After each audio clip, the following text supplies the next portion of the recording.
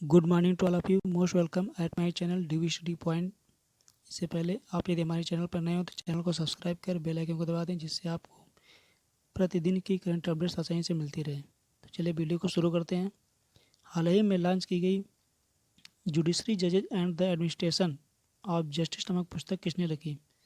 तो इस पुस्तक के लेखक आर भानुमथी हैं। अभी आर भानुमथी ने इस पुस्तक के माध्यम से अपने 3 दशकों से अधिक समय के भारतीय न्यायपालिका की सेवाओं एवं कामकाज के बारे में बताया है। इस पुस्तक को अभी भारत के मुख्य न्यायाधीश एस.ए. बोबडे मतलब शरद अरविंद बोबडे ने यह लॉन्च किया है। और यह पुस्तक ईडी न्यायपालिका की स्वतंत्रता, अकाउंट, न्यायिक जवाबदेही, ईमानदारी और इंटीग्रिटी अखंडता पर न्यायाधीश की आवश्यकता के बारे में दर्शाती है। तो चलिए अगला क्वेश्चन चलते हैं। हाल में भारत के किस राज्य में मेरा परिवार मेरी जिम्मेदारी नाम से एक अभियान शुरू किया है? तो अभी महाराष्ट्र सरकार ने मेरा परिवार मेरी जिम्मेदारी के नाम से एक अभियान शुरू किया है। महाराष्ट्र सरकार ने राज्य में बढ़ रहे कोरोना मामलों को देखते हुए राज्य में मेरा परिवार मेरी जिम्मेदारी नामक अभियान की शुरुआत की है। इस अभियान के तहत चिकित्सक की टीम गठित की जाएगी, जो कि घर घर दौरा करके बुखार, खांसी, सांस फूलना जैसे लक्षणों वाले लोगों को नज़दीकी अस्पताल में भर्ती कराएगी, जिससे इसका उद्देश्य लोगों को कोरोना महामारी के खिलाफ सतर्क और जिम्मेदार बनाना है। तो अभी महाराष्ट्र सरकार ने मेरा परिवार और मेरी जिम्मेदारी नामक अभियान जो शुरू किया है। चलिए अगला क्वेश्चन। हाल में जापान के नए प्रधानमंत्री कौन बने? तो अभी हाल में जापान के नए प्रधानमंत्री योशिहिदे सुगा बने हैं। योशिहिदे सुगा 71 वर्ष की अवस्था में जापान के नए प्रधानमंत्री जो है नियुक्त किए गए हैं। यह सत्तारूढ़ लिबरल डेमोक्रेटिक पार्टी से आते हैं। इन्होंने अभी 534 में से कुल 377 वोट हासिल किए। अब यह शिंजो आबे के शेष बचे हुए कार्यकाल यानी सितंबर 2021 तक जापान के प्रधानमंत्री बने रहेंगे। तो आगे चलिए नेक्स्ट क्वेश्चन चलते हैं। किस व्यक्ति को euro money award of excellence 2020 द्वारा लाइफ टाइम अचीवमेंट्स अवार्ड से सम्मानित किया गया है? तो अभी euro money life time achievements award से आदित्य पुरी को सम्मानित किया गया है। आदित्य पुरी यह वर्तमान में एचडीएफसी बैंक के प्रबंध निदेशक रहे हैं। अभी euro money awards of excellence 2020 द्वारा लाइफ टाइम अचीवमेंट्स अवार्ड जो इन्हें दिया गया है। यह अवार्ड विश्व स्तरीय बैंकों के निर्माण एवं सर्वश्रेष्ठ बैंकरों को प्रदान किया जाता है। Euro money award for excellence पुरस्कार की शुरुआत वैश्विक बैंकिंग उद्योग के द्वारा 1992 में पूरी की गई थी। 1992 में इस अवार्ड को जो है शुरू किया गया था। तो चलिए अगला क्वेश्चन। अभी आवश्यक वस्तु संशोधन विधेयक 2020 आवश्यक वस्तुओं की सूची में से निम्न में से किस वस्तु को हटाने का प्रयास किया गया है? तो अभी अनाज और दाल।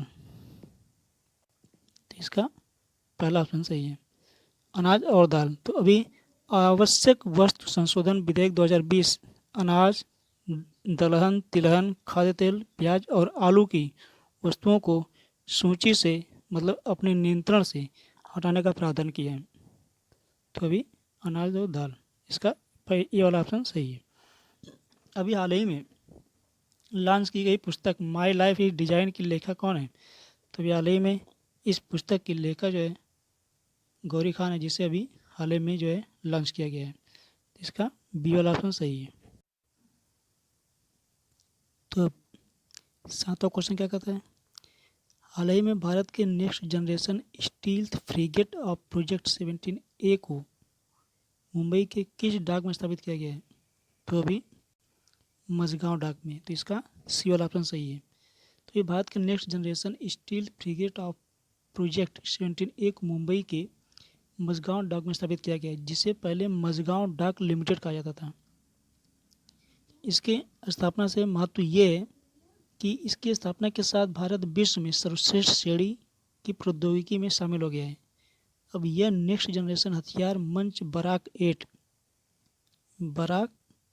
8 और हाइपरसोनिक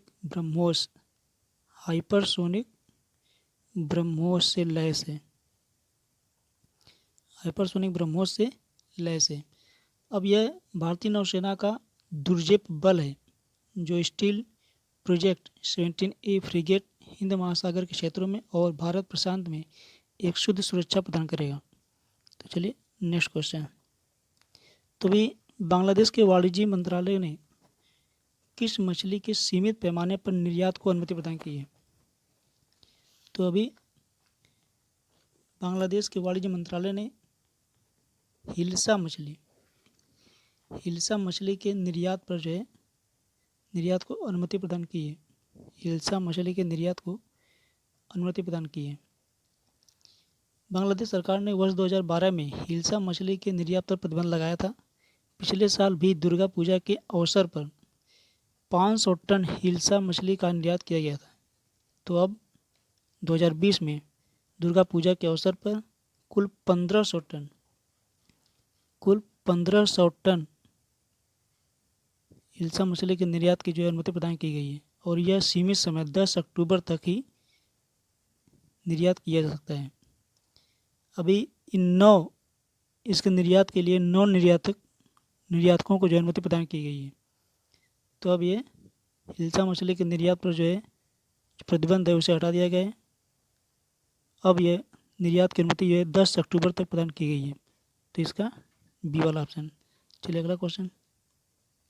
हाल ही में निम्न में से कौन सा देश चीन को हराकर इकोसोक के एक निकाय commission of states of women का सदस्य चुना गया है? तो अभी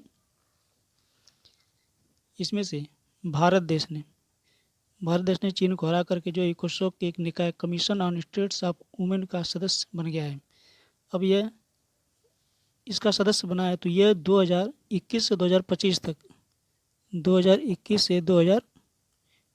तक इसका सदस्य बना रहेगा। भारत और अफगानिस्तान ने 54 सदस्यों के बीच ये बैलेट जीता है। अब CSW यानी कमीशन ऑन स्टेट्स ऑफ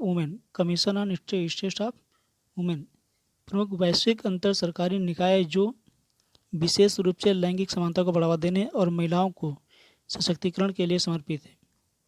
तो अभी इकोसोक का सदस्य बना है। तो इकोसोक का जो है वर्तमान अध्यक्ष कौन है? इकोसोक का वर्तमान अध्यक्ष मुनीर अकरम है। इसका मुख्यालय अमेरिका के न्यूयॉर्क सिटी में है। तो अभी भारत इसका जो है सदस्य बना है। चलिए अगला क्वेश्चन। आज 17 सितंबर मतलब कि प्रधानमंत्री के जन्मदिवस को पूरे देश में युवा शक्ति ने मिलकर किस दिवस के रूप में मनाने का निश्चय किया है? तो अभी भारत देश में पूरी युवा शक्ति जो है बेरोजगारी को झेल रही है। उसके कारण जो है अब प्रधानमंत्री के जन्मदिन पर 17 सितंबर को इसके विरोध के रूप में जो है उनके जन्मदिवस को बेरोजगारी दिवस के रूप में मनाने का निश्चय किया गया है। तो अब तक के लिए बस इतना ही। आगे की करंट अपडेट्स के अपडेट पाने के लिए आप हमारे यूट्यूब चैनल को DVCD पॉइंट को सब्सक्राइब कर बेल आइकन को दबा दीजिए, जिससे आपको हर दिन की करंट अपडेट्स आसानी से मिलती रहे। और ये वीडियो हमारा कैसा लगा, इसका अपने विचार यूट्यूब के नीचे कमेंट बॉक्स में जो है कमेंट करके भेजें, जिससे हमें पता चले कि आपको हमारा वीडियो अच्छा लगा या नहीं। तब तक के लिए धन्यवाद।